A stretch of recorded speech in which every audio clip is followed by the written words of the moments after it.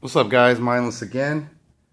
Wanted to share another piece, and this is a pretty cool one in my opinion. Super rare. I'm just stoked to even have had the opportunity to add it to my collection, and it came to me just purely by luck. So I'm stoked to share it with you guys. What we're looking at today is a very rare piece. This is called the Kickstop Supersonic.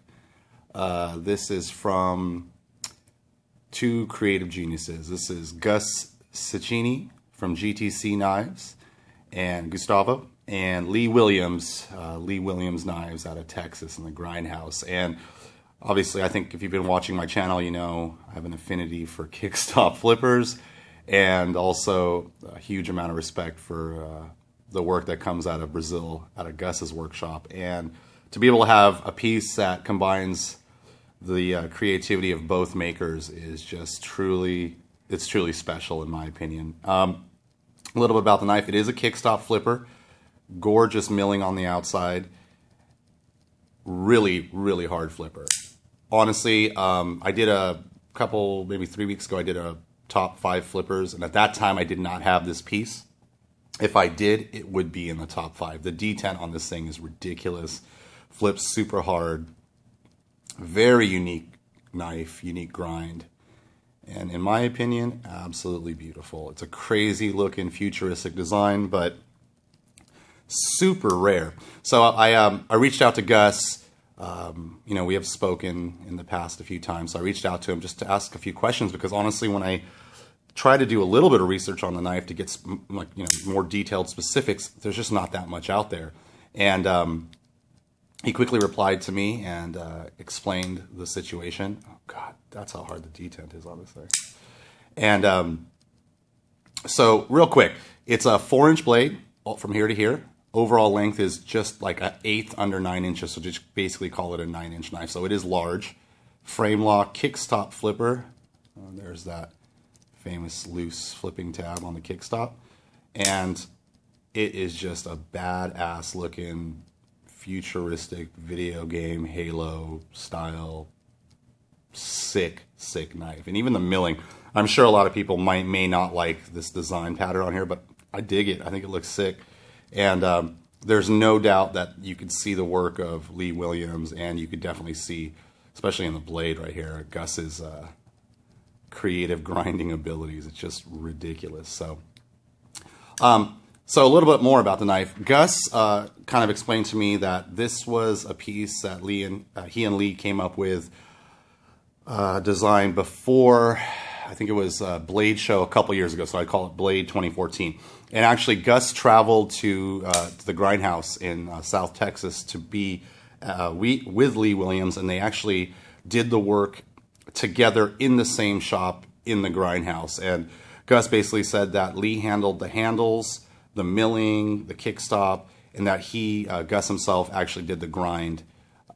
And you can kind of see it if you're familiar with Gus's work, you can definitely see the crazy compound grind going on there. So he said that they were making 5 pieces for Blade, and while he was there, they actually completed 3, and then 2 more were completed by Lee, put together basically. So essentially, while Gus and Lee were together, 3 were completed. This is one of those 3, and then 2 more were completed after Gus had left. And according to Gus, there are parts for still 1 or 2 more. So effectively, I think there's 5 of these in the world floating around, and they're just super rare. I don't even know who owns the other ones. I've never even seen the other ones. And to be honest, I actually the first time I handled this was a buddy of mine out here, a good friend of mine, pretty serious collector, had it, and he was like stoked to have it. So I thought, no way this would ever leave his collection. And fast forward like a year later, I basically get a call from him, and he tells me, hey, the GTC Williams collab piece, I've traded it, or consigned it, I think, I'm not sure, so forgive me, to Scott over at bladejunkie.com. And if you don't visit his website, you absolutely should. He has a great selection of knives at all time. And he's another Southern California native, so we meet up regularly. He's a really, really good guy. He'll treat you right. But he told me, my buddy said that this was with Scott, and that if I wanted it, now would be my chance to do it, to grab it. So I quickly contacted the Blade Junkie and told him, hey, I know you have this piece. I'm interested. And, I thought I'd just buy it outright, but actually Scott wanted a Kickstop to replace it. And I don't know if a lot of you know, but Scott, the owner of BladeJunkie.com, actually is a prolific collector of high-end pieces too, and you'll see on his Instagram it'll be called like the Blade Junkie Stash. Those are his personal knives. So not only is he and I guess this is true for all these the really high-end custom knife retailers or purveyors, brokers, basically, they all started, it seems like, as collectors themselves. So he basically said, I'm willing to get rid of it and take it out of my own personal collection, but I need to replace it with another Kickstop piece. So what I did was I had 2 of the Mayo Williams Kickstop donk models, so I offered him up one of them. I said, I'll trade you one of my donks for that, and he said, he'd love to do it. So we executed the trade, and 24 hours later, this was in my possession, and I just could not be happier. It's a very unique piece, and I think a great piece to add to my collection, and a great piece to go into the Kickstop collection that I've been kind of really actively going after. So that's it. I had it after that. And, as soon as I got it, I was kind of shocked at how hard it flipped. A lot of the Kickstops, usually the detents aren't this tight. And that could be attributed to maybe this being, in new condition. And I know the collector that had it doesn't, he really collects. Those pieces stay in pristine mint condition. Another reason why I wanted to get it, because I knew the collection that it was coming out of. But it's really shocking. For a 4-inch blade, this thing fires hard. I honestly think it flips harder than the RJ, and I'm just really stoked to have it in the collection. And if you look at the details, it is just ridiculous. I mean, take a look at this grind. It's let's see if I can get to focus here. There you go. Gorgeous, like polished stonewash. You can see both maker's marks there. Kind of a weird knurling instead of jimping up top here. Beautiful, beautiful lines. Very straight knife, very large knife. And honestly, I really dig the milling. I think it looks absolutely gorgeous. And I love that it's, just a titanium frame lock with the tie left in its natural color. It's been polished, obviously, up here. And on the lock side, if you look closely, you'll kind of recognize Lee's famous pocket clip, and then those the lock bar cut, relief cut, definitely a Lee Williams influence. You could tell that he handled the creation of the handles, and then you look up here and you could see Gus's work, and it is just stupid. It looks so good, guys. This thing is a relatively heavy piece. I don't have a scale, but super, super well made. There's the lockup on it. I'd say it's right around 50%. Beautiful work.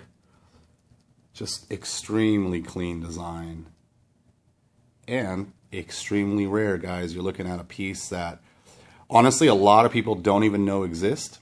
I was one of those people. I didn't realize that Gus and Lee had worked together on this, and kind of brings me to the next point too. There was on my GTC versus SLT, or rather my Kickstop versus SLT video, I mentioned that some people had said that Gus got the inspiration for the SLT from working with Lee. And after talking to Gus, I don't think that's so true.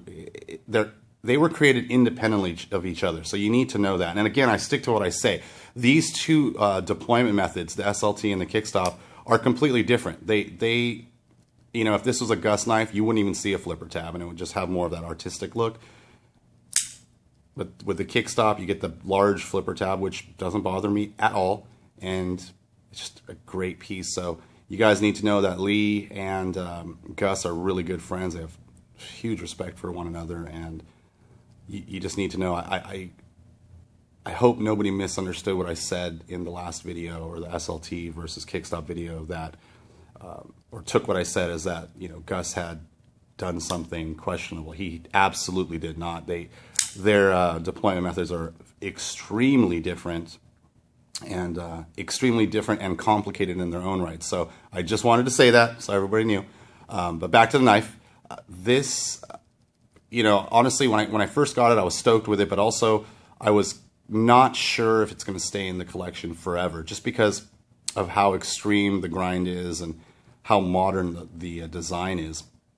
And honestly, after living with it now for about a month and a half, almost 2 months, I love it. I love it. The only thing I don't like is fingerprints. It's such a high polish, which you see a lot of GTC knives. Fingerprints are just, they stick to it like it's almost made of Zerk. But after flipping it, carrying it, it's a 9-inch knife that is extremely thin. If you take a look at the profile, it is just ridiculously skinny. And super well made. Tolerances, typical Lee Williams, just so tight. Look at that. I mean, you can't even fit a piece of paper in there. Super clean, dead center, just absolute perfection. And again, on this piece, it's got to be the flipping action. And I didn't ask him why he called it supersonic, but I'm going to assume it's because of how quickly the blade deploys. So absolutely honored to have this in the collection just for its rarity. The beauty is unquestionable, and I thought you guys would enjoy taking a look at something that personally I haven't ever seen, and I'm just stoked to have now. And I thought, you know, this is very appropriate for as much time as I've spent on Kickstop videos and SLT videos. Why not have the two creators of those deployment systems together in one piece? I think it is just amazing and a testament to how much they respect one another, and when you put two great minds together, what you come up with, so unique. There is really nothing about this piece that reminds me of any other knife. I can honestly say this is just a gorgeous, gorgeous piece. Absolutely stunning. Absolutely stunning. Take a look at this grind. Ridiculous. The top swedge. It is so complicated and so well executed. The balance, the symmetry is absolutely perfect. I mean, look closely at the plunge line. The finishing is just outstanding, and this thing came to me absolutely mint, and I kind of intend to keep it that way. Absolutely beautiful, beautiful, beautiful piece. Super smooth, flips super hard, just absolutely gorgeous. I don't know why the camera's having a hard time focusing on the blade. I think it's because it's such a high polish. There you go. Beautiful work. You know, Lee, when he does milling on a CNC, this, I mean, it just turns out absolutely beautiful. Absolutely gorgeous.